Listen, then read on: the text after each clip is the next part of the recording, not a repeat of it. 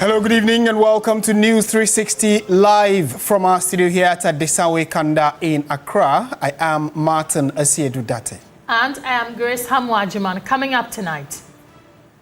News 360 headlines is brought to you by Flamingo Paint, Pepsodent Charcoal and Pepsodent Herbal, EcoBank. Coming up tonight, visual artist and CEO of Red Clay, Ibrahim Mahama, hospitalized after allegedly assaulted by Team Black Maria in Tamale. Tonight, we tell you the story of veteran farmer Nana Abbas, who has lost half his workforce to illegal mining.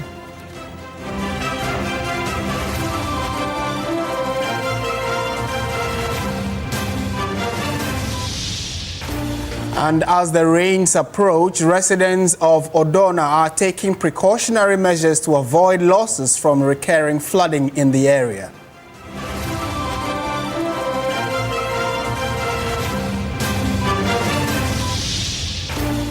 On the international front, U.S. Central Command says Iran's ability to threaten ships in the Strait of Hormuz degraded after U.S. bombing of an underground military facility this week.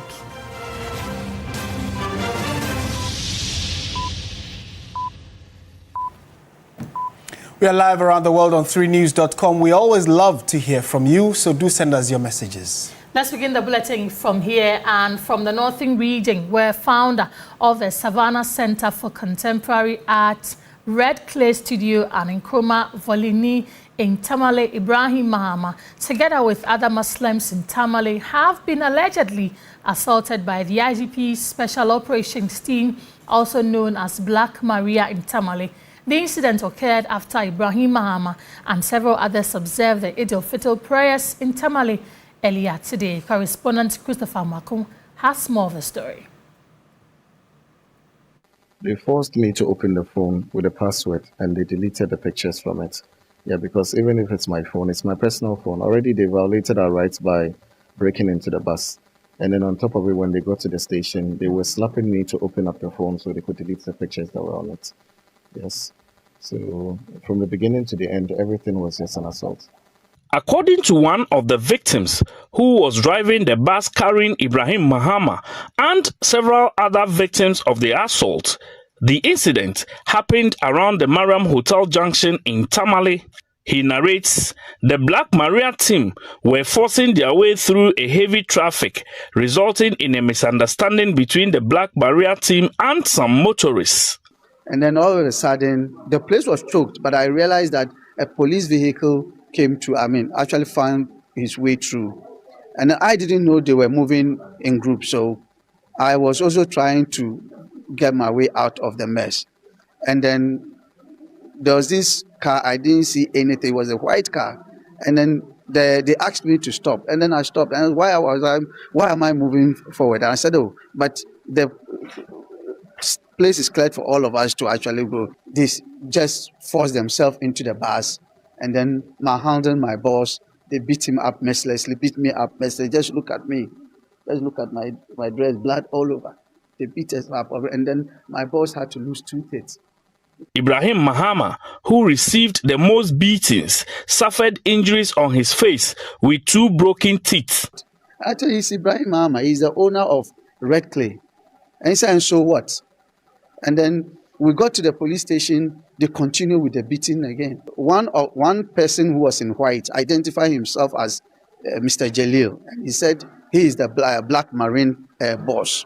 And I said, me, I don't know you. And he said, yeah, he is their boss. I said, me, I don't know you. And he said, yeah, they are in charge of security. I said, okay, that's fine.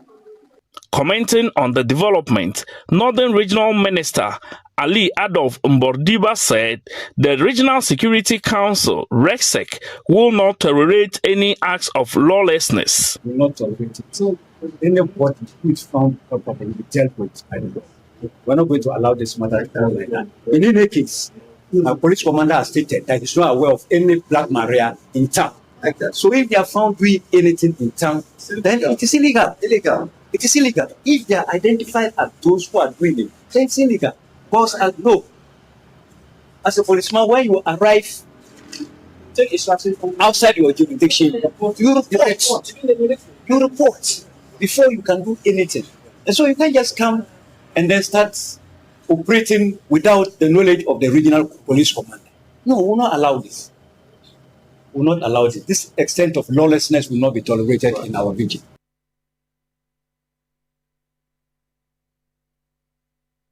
Right, so clearly very unfortunate development there. We'll see what the responses will be from not just the IGP security team, but then those on the ground as well and the witnesses who have been sharing testimonies regarding this unfortunate development. We'll update you when we get further information regarding that.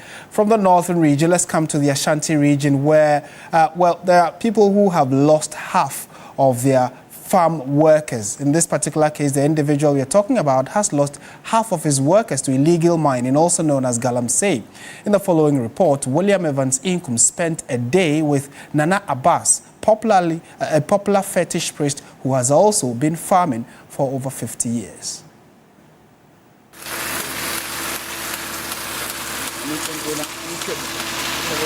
Outside this plantation, he solves mysteries.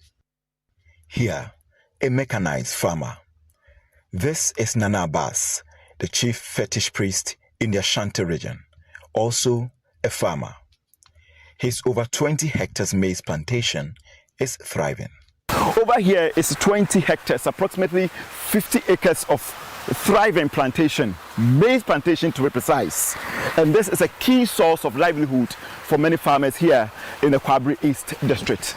With the right balance of good soil and a proper method of irrigation, one is assured of an abundant harvest.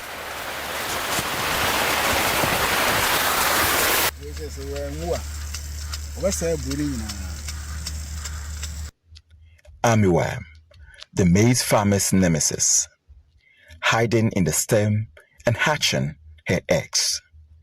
It eventually settles in a maize kernel, and that's where the havoc begins.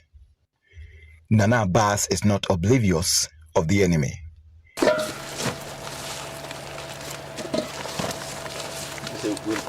It is the minor season. Buyers buy in small sacks.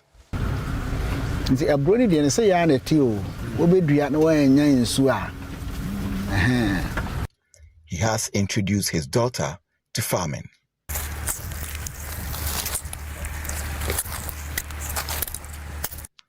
Joyce began plantation at age 19. She's been doing this for 16 years. She even won the Best District Female Farmer Award last year. My classmate farm in school. I do my bimuye, a bit radier, a be a nurse. Nipa or general summen. May bosume me and Sansa because me tracks are a brona. Ube try and Sika me menyan within 3 months. Baby.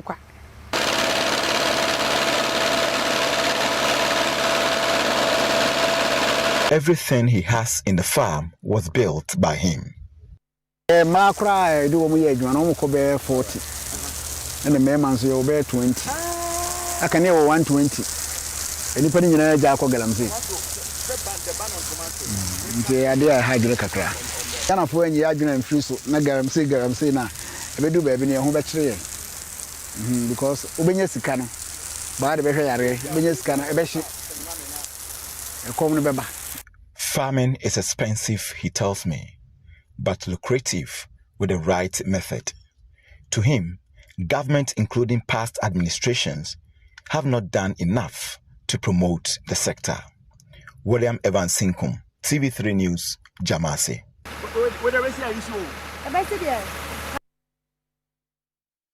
And in Amankrado and nearby communities in Gomwa, Obuasi in the central region, women who produce palm kernel oil endure long hours of physically demanding work. Samuel Yabua Adams visited the community and has more in the following report.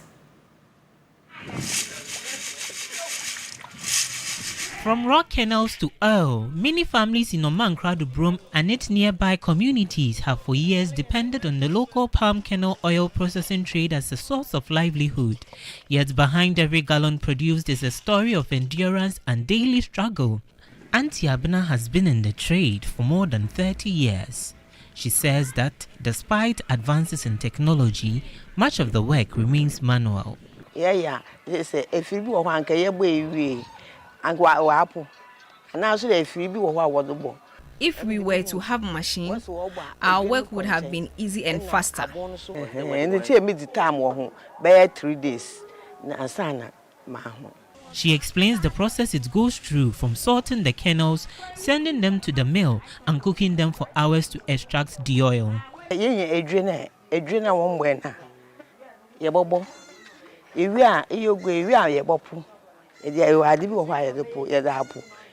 first sort out the raw kernel, fry it and take it to the mill to be grinded before final processing to extract the oil. For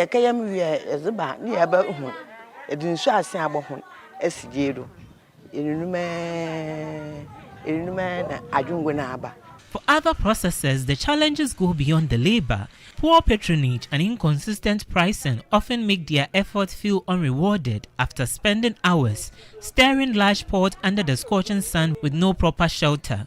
Water fine. But I see, I'm going to do I'm wanting to them a fresh no water. Patronage used to be high, but after the reduction of the vegetable oil, production has decreased. Our working condition is not good. We have appealed to the authorities to help us with a local factory and capital to enhance our production.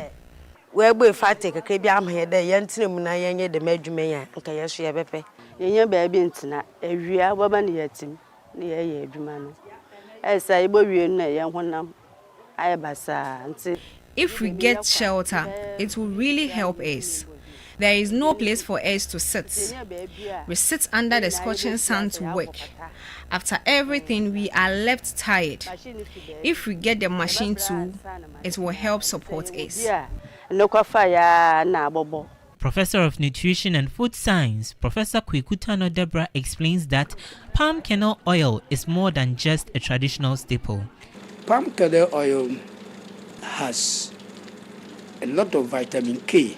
In fact, it has higher vitamin K level than that of palm oil. It also has some amount of vitamin E. Palm kernel oil have some fatty acids, but it doesn't mean they are bad. They are used actually in cosmetics also. Cosmetics. So that's the nutritional value, right? But in soup making, we can produce soup for that to help us in our food preparation. And so in deep frying and also in several industrial products that require that we use oil because of its unique characteristics. Yeah, we can actually blend them with other things and we blend them with some unsaturated fats to get the kind of levels that we want for good nutrition. He notes that its full potential remains largely untapped. However, there is more that could be done. Even as we try to industrialize our oil extraction process, we need to actually look at those small-scale artisanal processes and then help for them to do their processes better. And I think when that is done and we're able to address this in palm kernel oil processing, you get palm kernel oils that are attractive, that are healthy or safe and wholesome. As we think of investing to encourage large-scale processes of oil, etc., we still need to look at what the traditional oil processors also do. Community leaders are now appealing to government and other stakeholders to step in. We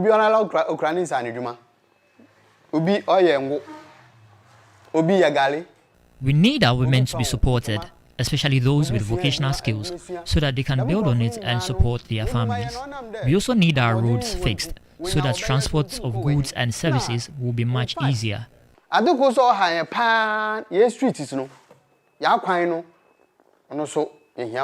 These producers serve as a reminder that true empowerment goes beyond recognition. For them, it means practical support and modern facilities that allow their hard work to feed families, strengthen communities, and contribute to national development. Samuel Yeboah Adams for TV3 News, Gomo Obuasi Central Region. And from the Central Region, let's come to the Greater Accra region, where residents of flood-prone Odona are bracing themselves once again as the rains draw nigh. Walls have been hastily erected, shelves lifted high above the grounds, and some families fearful of losing everything have begun relocating to safer communities. Beatrice Sowa has more in this report. Culprit remains the same: choked gutters and the neglected Odo River, a ticking time bomb that swells with every downpour. Walking through the community, frustration hangs heavy in the air.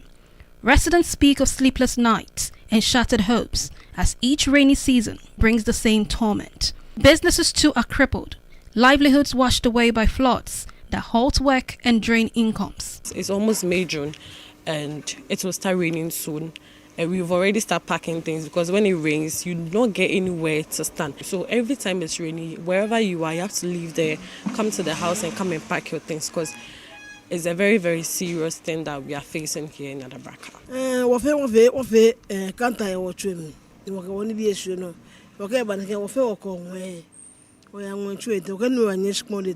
We've all built platforms in our homes, so when it rains, we climb it. I've heard the Odo is being dredged, and I hope when this is done, it will bring some relief so we can have some peace of mind.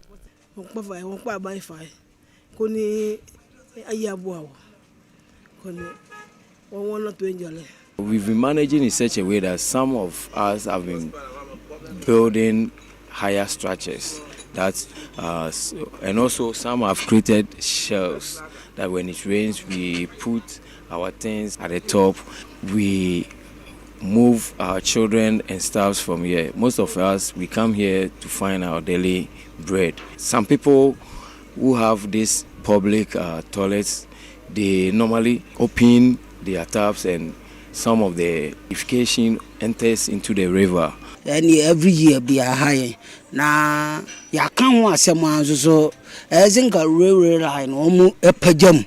Every year we face the same problem. We have complained for the bridge to be reconstructed, but to no avail. These bridges, if something can be done about it, they are very low.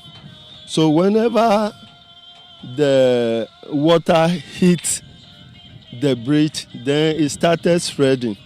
That is where we normally have problems. Government have been here over and over again. Nothing has been done. Only government can relocate us. If government give us a place, we will go because we pay dues.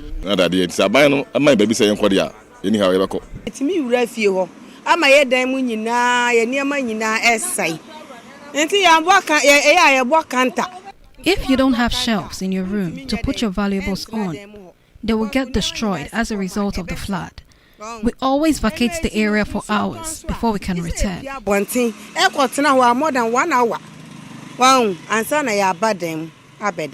The municipal chief executive of Kolik-Loti, Alfred Alote-Gazi, insists that measures are underway to prevent flooding this year. We have a lot of silt and debris, rubber, plastic containers within the door. We also have plastic containers in the new drain that they are building. DRIP is trying to build from, I think, upstream, coming through Paloma, through Circle, to the door. We're having challenges because the project is stalled for a bit. So we have a lot of debris within the Kole itself, lagoon, and then that stretch of big storm that they built there. The squatters is a challenge because, once you start a project, you clear the squatters around and you store the project. What happens is they come back. But the squatters is quite difficult because we've not been able to build a market within the same enclave for them. Although they've been compensated, but if the project is not complete, or they stall it, definitely they will come back because that's where they used to be. The Accra Metropolitan Chief Executive, Michael Kpakpo Aloti, further revealed that in just 2 weeks, the long-stalled Greater Accra Resilient and Integrated Development Project will finally resume. We have even expanded the dredging. As I'm speaking to you now, there is work going on around the Kole, the main around the Kolebu area. When you come forward a bit, close to Lighthouse, before Agbobroshi, there's a work going on there. It wasn't like that before. You can see them dredging circle, dredging the door. But now we have 3-4 machines in the same, working the same stretch. But the question lingers. After years of promises and failed attempt to tame the Odo River, will this government finally break the cycle? Or will residents living along the Odo River basin once again be left to battle the floods alone?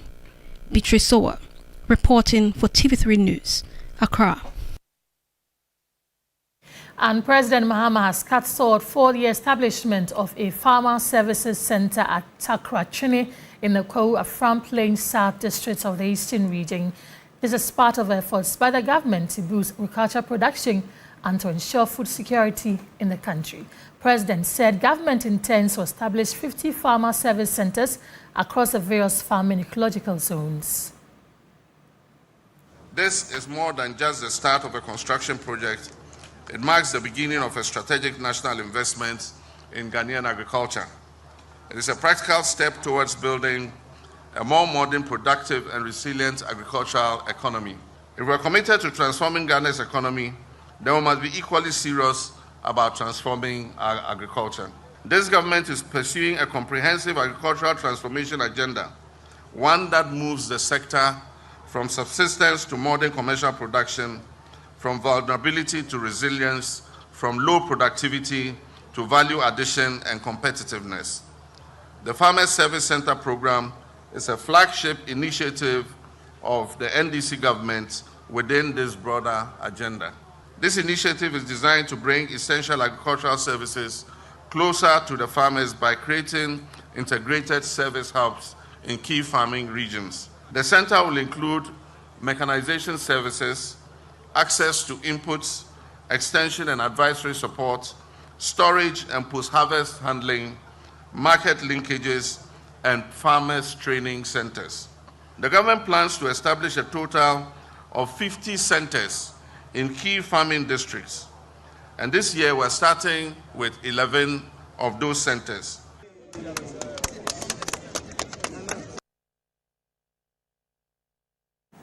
To the Bono East region now, and the Kintampo North Municipal Assembly has officially launched a 24-hour market rotation system. The initiative aims to transform the local economy by ensuring that trade continues around the clock, catering to the thousands of travelers and haulage drivers who pass through the municipality every night. Kintampo has long served as a vital artery connecting to the northern and the southern sectors of the country. Previously, traders were limited to daylight hours, often missing out on high-volume transit trade that occurs late at night. Now, the market rotation ensures that offloading, wholesaling, and retail activities continue under the glow of the newly installed street lights. 24-hour. The new rotation will help us a lot. Because I, for one, I'll come during the day and my sister will come during the night. That way, we are making a lot of money because initially it wasn't like that. Once it is evening, you'd have to pack and go. Meanwhile, there are cars that come in the night, but because we are not around, we always miss out on that money. So the new rotation will really help a lot. I have so much optimism in this new rotation, because this is going to create a lot of opportunities for the youth especially, and this will also help boost our local economy.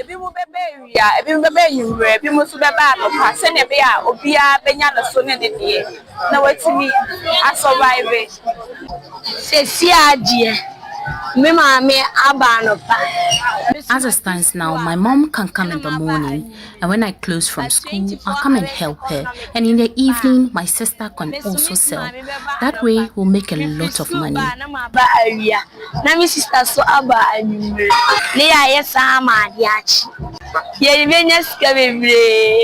While the mood is celebratory, traders are calling for increased security to sustain nighttime operation. Because we work in the night, we'll plead for improved security in this area to ensure our safety. As the 24-hour economy policy remains a central theme in national discourse, the Kintampo rollout serves as a localized proof of concept. The municipality is meanwhile awaiting the start of the promised 24-hour economy model markets aligned in the NDC's 2024 manifesto. The 24-hour economy market forms part of the NDC government's agenda to modernize markets across Ghana and spur local economic growth. Belinda Tete, TV3 News. Away from that, the Minister of Communication, Digital Technology and Innovation, Sam George, has been defending government's decision to undertake another SIM card registration exercise. He assured Ghanaians that the challenges experienced during the 2021-23 SIM exercise will not be repeated. He spoke on key points. Alfred, this registration that's going to start is going to be backed by law. We've worked not just with the NIA. Alfred, we've worked with the NIA to ensure that we have a seamless real-time verification against their database, something that didn't exist the last time.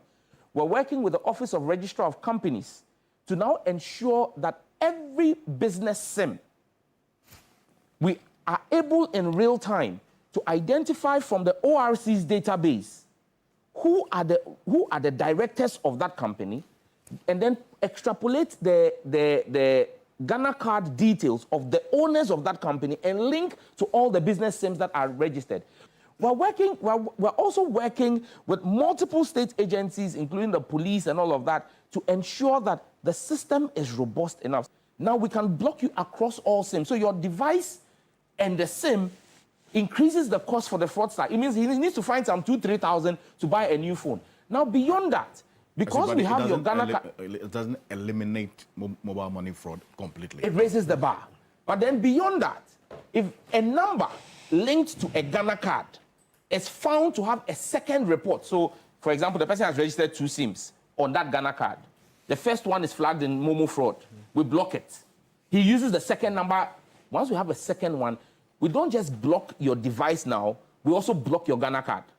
Now, if we block your Ghana card, it means that you cannot access any other service in the country with a Ghana card. Don't forget, your Ghana card is now your TIN number. Unless you report yourself. You have to report yourself to the police. You cannot get your health insurance renewed. You cannot get your driver's license renewed. You can't access your banking. So for anybody engaged in mobile money fraud, what we are doing is making it a very expensive venture that ultimately, when your Ghana card is blocked, because now we've done the direct verification and our systems are speaking, once we flag you and block you on our NCA system, the NIA does same to you, you are deprived of accessing any government services across the whole spectrum. From communications, let's go to health. The Minister in charge of Health, Kwabena Mintah Kando, has visited the Kolebu Teaching Hospital to assess concerns over the ongoing no-bed syndrome. Hospital authorities say 200 new beds have been procured and more interventions are underway to manage the surge in cases. The visit by the Health Minister Kwabena Mintah Kando to the Kolebu Teaching Hospital follows a viral video that raised concerns about conditions at the hospital's Accident and Emergency Center. In a recent statement, hospital management explained that the facility has recorded an unprecedented surge in emergency cases over the past 2 weeks, putting pressure on available bed space. However, no patient was left untreated on the floor.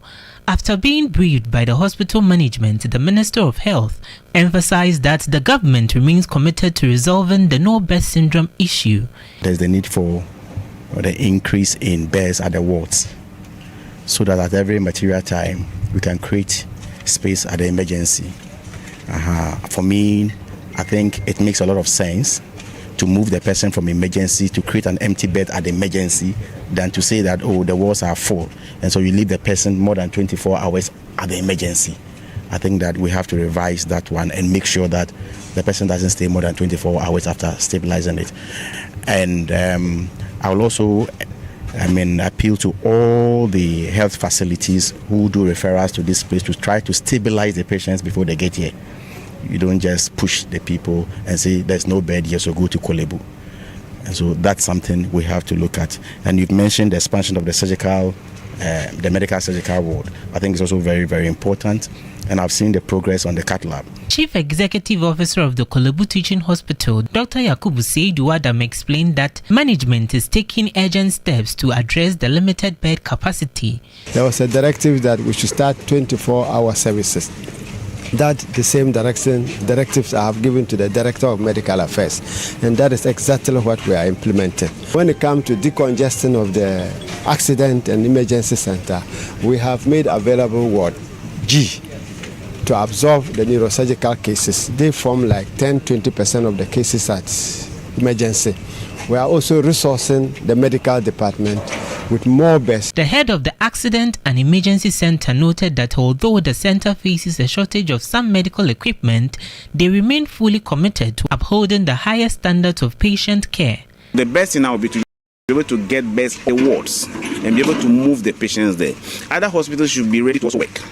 And when you are sending a patient from one hospital to the other, at least you should call. I'm sending a patient like this. You have space for the patient, then we communicate. If it's sometimes they don't need to even move the patient, just the direction. You call us, maybe we have more knowledge or more experience in such a field. Hospital management stated that they are intensifying collaboration with key stakeholders to improve referral coordination and ensure that patients are directed to appropriate facilities without compromising their safety, dignity, or quality of care. You're also watching News 360 on TV3. We have more after this break. Stay with us.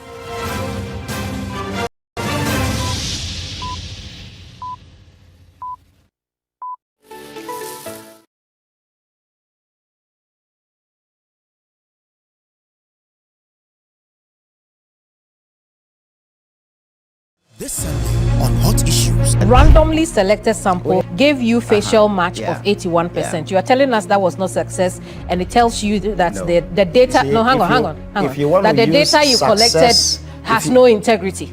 You see, I haven't said I'm an engineer. Okay. I don't speak in those terms.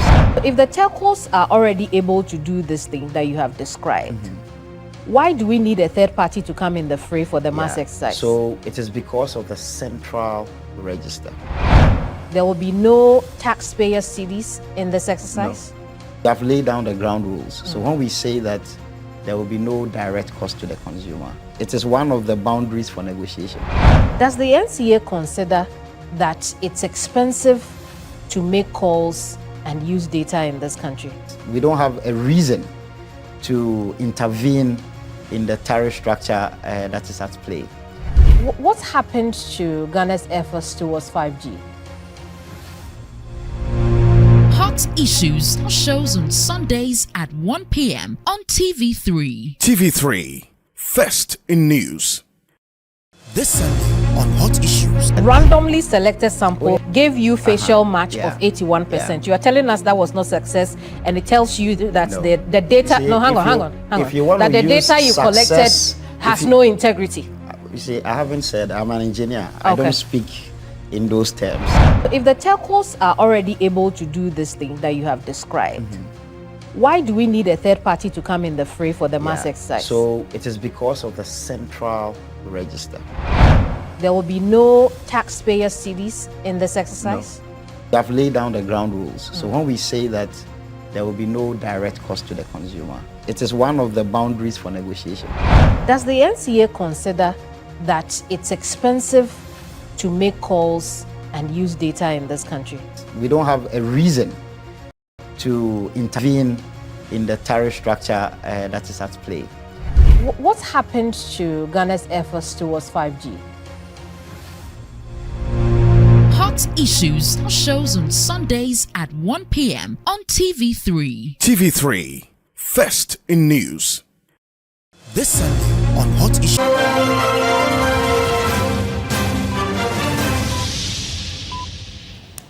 Welcome back to News 360. The Minister for Labour, Jobs and Employment, Dr. Rashid Pelpo, has appealed to labour unions across the country to prioritise dialogue over industrial action in resolving their grievances. Speaking exclusively to our labour correspondent, Daniel Opoku, the minister expressed confidence that sustained engagement between government and organised labour would foster a peaceful industrial climate and, in turn, boost investor confidence.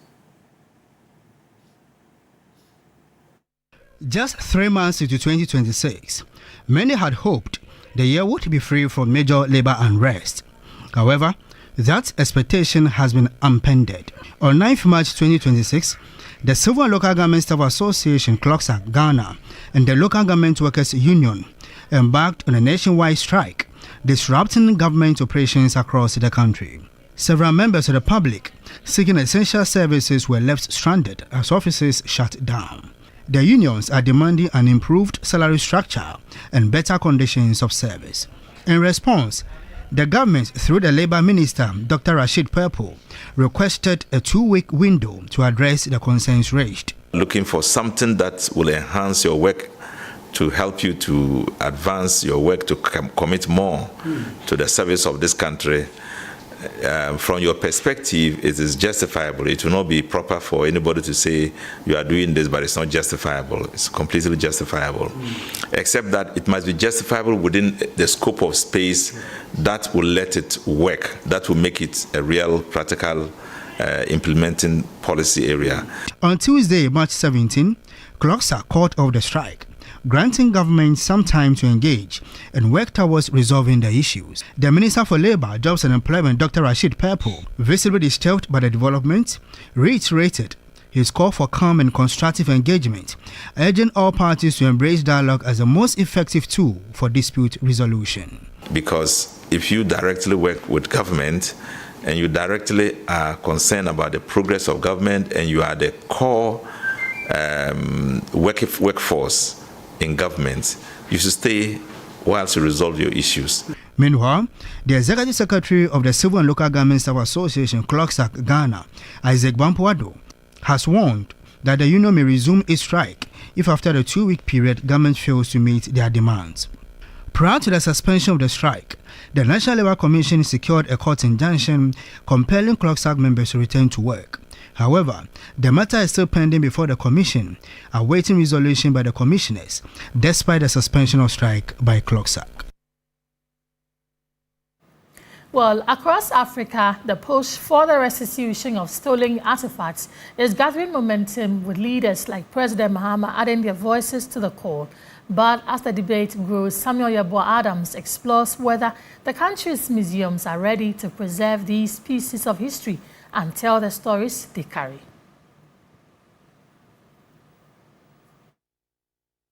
From the dust of history and the shadows of war, pieces of the past continue to resurface. Historical objects once stolen, lost or forgotten are gradually finding their way back to where they belong. But beyond their return, an important question remains: why do these objects matter today? That is a missing part of our history. There are all kinds of claims. I have people who say, oh, Ghanaians came from Israel, Ghanaians came from Korea. Oh, that is insignificant. We need evidence so that we all write one history. Across the world, historical artifacts are often preserved in museums where they help tell the story of societies and cultures. It's part of all the events and the talk and everything. It's within the museums that you can preserve all these, evidence of our history, our humanity, our past. According to UNESCO, there are about 104,000 museums across the world, with the United States alone accounting for nearly 30,000. Africa, however, has about 900 museums, and in Ghana, there are between 28 to 30 museums, including both state and privately owned. Data from the Ghana Museums and Monuments Board shows that out of 9 state-owned museums, only 4 are currently operational.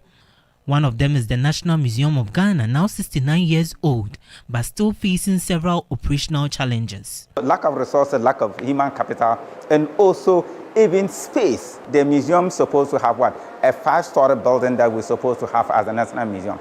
And this was truncated after the 1966 coup. So it means that even space for staff to work is a problem. We don't have dedicated spaces where we can have a lot of exhibition. So we are hoping that when the Ghana Museum and Monument Board is going to be 70 years next year, the 5-story building that is there, maybe the government can actually come in and see how they can actually make it as part of the project that they can do to make sure that at least we have a befitting national museum. Despite the range of historical objects available for display, interest among many adults to learn about the country's past is declining. If you look at the museum, at least patronage-wise, is good. So you can see that we have a lot of schools, especially from the primary school up to the SSS. That is the majority of people that we see. The next group of people that come are the foreigners. Meanwhile, with President Mahama in recent times speaking about restitutions and reparations, the conversation around the return of African artifacts is gaining momentum. More than 12.5 million Africans were forcibly taken against their will and transported to create wealth for the powerful Western nations. We must demand reparations for the enslavement of our people and the colonization of our land that resulted in the theft of our natural resources, as well as the looting of artifacts and other items of cultural heritage that have yet to be returned in total. As calls continue to grow, questions are being raised about Ghana's readiness to properly preserve these artifacts when they return. If you come to the museum and you don't have a space to keep the objects, then there is also a problem. So it means that there is the need for us to start doing things. If not, when we started seeing most of the objects that are coming, that is where the government will actually see that there is the need for us to actually expand the museum to accommodate some of these things. And that will be too late for us. Some countries, including Algeria and Egypt, are making progress in preserving their heritage through well-developed museums. Pan-African historian Professor Kojo Yanka believes that Ghana can also position itself as a leader in that regard. National Museum itself needs rehabilitation, although in terms of renovation we've done it, but we need to save that museum because it needs to be revitalized. So GMMB should be given a new lease of life to tell the Ghana story. And Ghana, as the home of Pan-Africanism, should also support the Pan-African Heritage World Museum. He believes technology must play a key role, pointing to the development of the Digital Museum for the Pan-African Heritage World Museum, alongside educational reforms. The Ministry of Education should set up that curriculum committee should set up a special one to talk about the history of Africa, the history of Ghana.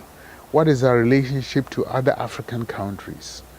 Many young people say while digital platforms can make history more accessible, physical museums still remain important and deserve stronger investment. Government should support this and push funds into this so that the place is maintained properly, so that children can come here and experience things for themselves.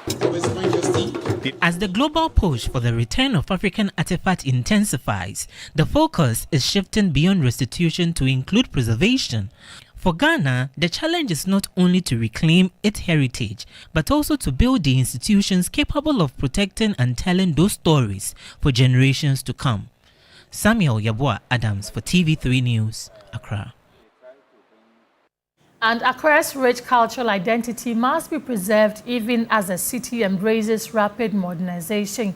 That was a central message at this year's Accra City Day celebration held at the Accra City Hotel. Speakers at the event emphasized the need to strike a balance between development and heritage, warning that the push for a modern city should not come at the expense of Accra's history, traditions, and cultural values. Deputy Minister for Tourism, Arts and Culture Yusuf Jaja reflected on how Accra has evolved over the years. He noted that in the past, the city was characterized by traditional mud houses, preserved artifacts, and a strong sense of language and identity. However, he expressed concern that modernization is gradually overshadowing these cultural elements. There's a need for us to develop. In as much as we're developing, we shouldn't lose sight of our heritage and our old buildings. Even if it will take you to get them a new settlement and still preserve that place as it is. So that is why we need to take a deliberate effort. Even some laws should be passed to at least help protect in preserving our old homes. The Chief Executive Officer of the Ghana Tourism Development Company, Professor Kobi Mensah, highlighted the role of traditional authorities in safeguarding Accra's heritage. According to him, chiefs and royal custodians remain deeply connected to the history and values of Accra, making them key stakeholders in efforts to sustain its cultural identity. I don't think that the issue of cultural preservation is a matter for indigenous Ga people. I think it's a matter of preservation for the country. And that means that anyone who is a stakeholder in a particular community, a particular society such as, Accra, to protect, to preserve, to conserve, the cultural forms that we have. The event reinforced a shared commitment among stakeholders to ensure that as Accra grows, its heritage remains visible, relevant, and protected for future generations. Time now for another breather. We're back shortly. Don't go away.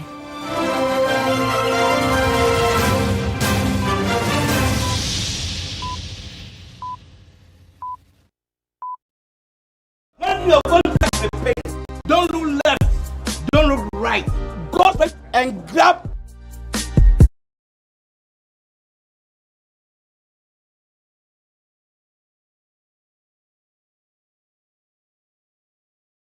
Randomly selected sample gave you facial match of 81%. You are telling us that was not success, and it tells you that the data. See, no, hang on. That the data you collected has no integrity. You see, I haven't said I'm an engineer. I don't speak in those terms. If the telcos are already able to do this thing that you have described, why do we need a third party to come in the fray for the mass exercise? So it is because of the central register. There will be no taxpayer CDs in this exercise? No. They have laid down the ground rules. So when we say that there will be no direct cost to the consumer, it is one of the boundaries for negotiation. Does the NCA consider that it's expensive to make calls and use data in this country? We don't have a reason to intervene in the tariff structure that is at play. What's happened to Ghana's efforts towards 5G? Hot Issues shows on Sundays at 1 p.m. on TV3. TV3, first in news. This Sunday on Hot Issues. Randomly selected sample gave you facial match of 81%. You are telling us that was not success, and it tells you that the data. See, no, hang on. That the data you collected has no integrity. You see, I haven't said I'm an engineer. I don't speak in those terms. If the telcos are already able to do this thing that you have described, why do we need a third party to come in the fray for the mass exercise? So it is because of the central register. There will be no taxpayer CDs in this exercise? No. They have laid down the ground rules. So when we say that there will be no direct cost to the consumer, it is one of the boundaries for negotiation. Does the NCA consider that it's expensive to make calls and use data in this country?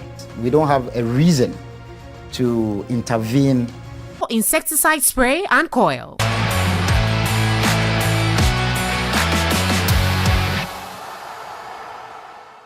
It's time for sports here on News360. I am Aniela Alute. We start off on the domestic front with preparations ahead of the 2026 World Cup. Government officials, musicians, and other celebrities gathered at the Kempinski Hotel on Friday for a fundraising event aimed at mobilizing support for the Black Stars ahead of the tournament. The 2026 FIFA World Cup in the United States, Canada and Mexico, government has intensified efforts to raise funds to support the Black Stars campaign. Deputy Minister for Finance and Chairman of the Fundraising Subcommittee, Thomas Nyakuampim, revealed a target of $30 million.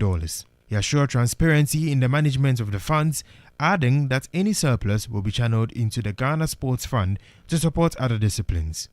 These funds will be ring-fenced, properly governed through the enhanced public financial management system, and fully accounted for. We assure full transparency, no leakages, no compromises. And what we have agreed is that if we are able to raise in excess of the $30 million that we have targeted, the excess funds will be donated to the Ghana Sports Fund that has been established. Ladies and gentlemen, every city will be accounted for, every contribution protected, every promise kept. That is our commitment, that is our duty. Engineers and planners, owned by businessman Ibrahim Mahama, led the pledges with $5 million, emerging as headline sponsors. Goldfields Ghana committed $2 million, while Jewel Energy pledged $1 million. On the entertainment front, musicians Stoneboy and Shatawale shared a light-hearted moment on stage as they also pledged their support. This is a request from Mr. President. So you can look at him. I'm not the one asking for it. But Mr. President says that we should have Stoneboy. Ladies and gentlemen, and there you have it. The song in the background was well put together under 24 hours by me and an able team of producers. Cost to the tune of at least $20,000, which that has gone. I've taken care of that already. So this is like something present. And then also in terms of contribution, I think we are all here as Ghanaians, so let's be at par. We're donating $81,000 to make it 101. 20 in production and 81 in physical.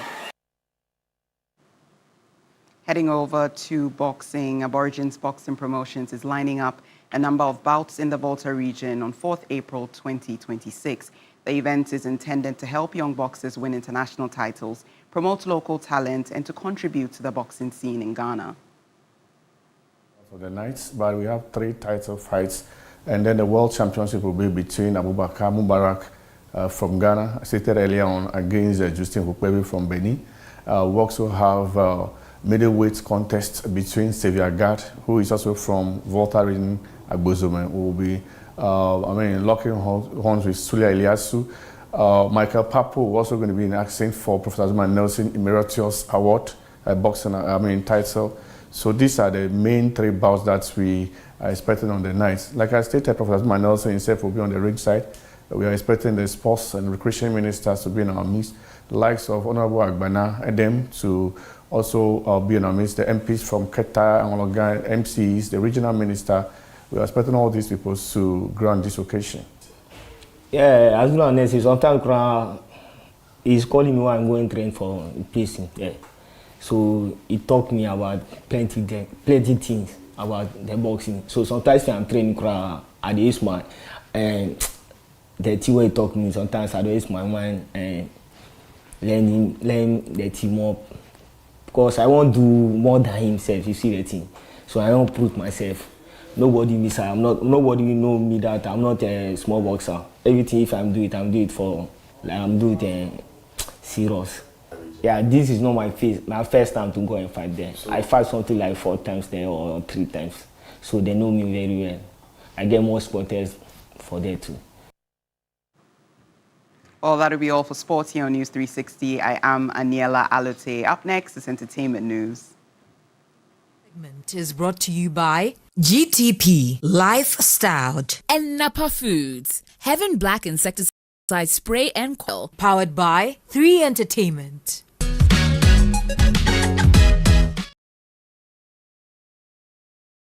In showbiz tonight, versatile Ghanaian band Kwampa is on a mission to keep one of the country's oldest music traditions alive. At a time when modern sounds dominate, the group is proudly preserving and promoting palm wine music for a new generation. In this report, Osu Rai takes a look at the band's journey, what inspires them, and why they focus on palm wine music. The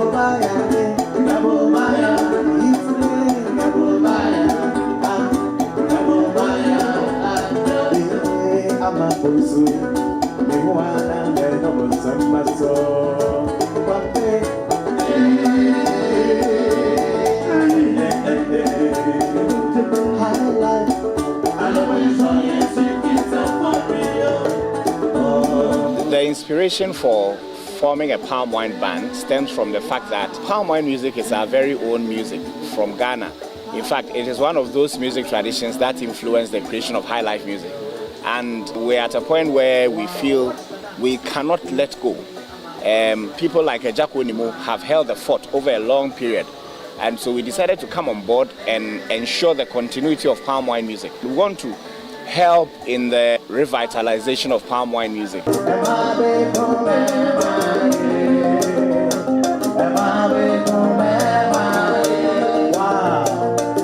Formed by 4 passionate musicians, Kwanpa has become a leading force in the revival of Ghanaian palm wine and highlife music.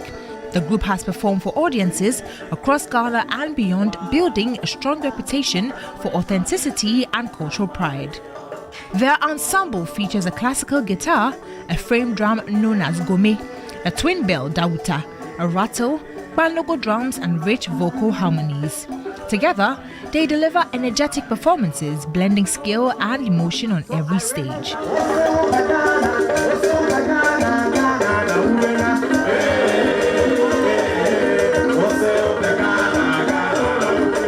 For Kwanpa, African music is more than entertainment. It is identity, history, and life. In our performance, we call something a piece of Ghana with Kwanpa. We break and then we share beautiful music and dance traditions from around Ghana. We teach people. We break everything down in a very simple way and then we teach our audience and they enjoy it. For instance, we go to the Volta region, we will share Agbaja or Bobobo with our audience, we'll share Palogo with them, we'll share different kinds of music and dance traditions. Yes, so it's part of our performances where we give people the Ghana experience.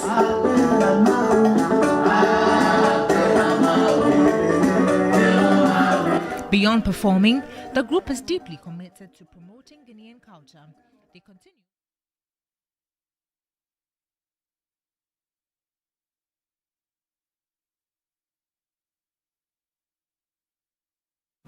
That's it for entertainment. Let's know the latest on the international front. U.S. Central Command says Iran's ability to threaten ships in the Strait of Hormuz has been degraded after the U.S. bombing of an underground military facility this week. This comes as reports are emerging that Iran fired 2 missiles at the joint U.S.-UK military base Diego Garcia by Iran. Neither hit their target, some 5,000 kilometers away in the Indian Ocean. Meanwhile, Iran says that its Natanz nuclear facility has been targeted again, but says there is no danger to those in surrounding areas. The country's foreign minister says that it doesn't appear the U.S. is prepared to halt its aggression after President Trump said the U.S. was considering winding down its war. The United States has deployed multiple MQ-9 drones alongside around 200 troops in Nigeria to provide intelligence and training support to the Nigerian military in its ongoing fight against insurgents across the northern region. The operation is strictly focused on surveillance and advisory support, with no U.S. personnel embedded in frontline units and no drone airstrikes being conducted. The development was requested by Nigerian authorities to help identify, track and respond to terrorist threats in the region.